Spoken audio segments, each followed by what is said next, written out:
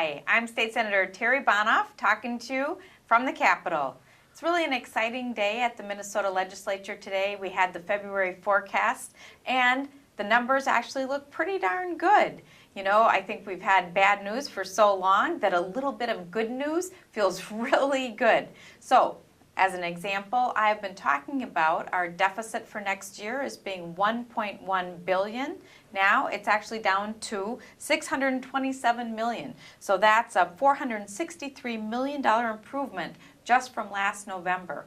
And as I have asked questions about what happened there, it appears as though business has improved, and because of that, collections have been better. So way to go, Minnesota. Great news. In addition, we are able to take much of that and continue to pay back our shift. We're making an additional $290 million payment to our schools. What that does is, if you recall, when we first did our big shift, followed by the subsequent shift, at one point we were paying them 60% in the current year and 40% as a catch-up payment. We are now paying over 85% in the current year, with the payback being a little less than 15%. So we are well on the way, and I think you'll see future growth ahead.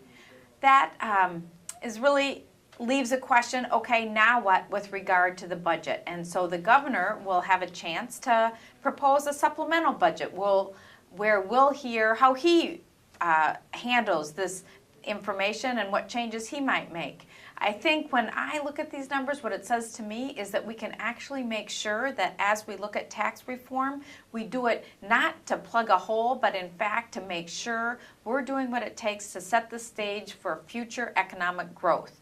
So we need to watch spending. We need to be smart about our tax policy, but again, we ought to use this as an occasion for significant tax reform, and I look to you for answers as we go forward on that. The other thing I wanted to mention is I've just completed 2 town halls. Thank you very much for your participation in that.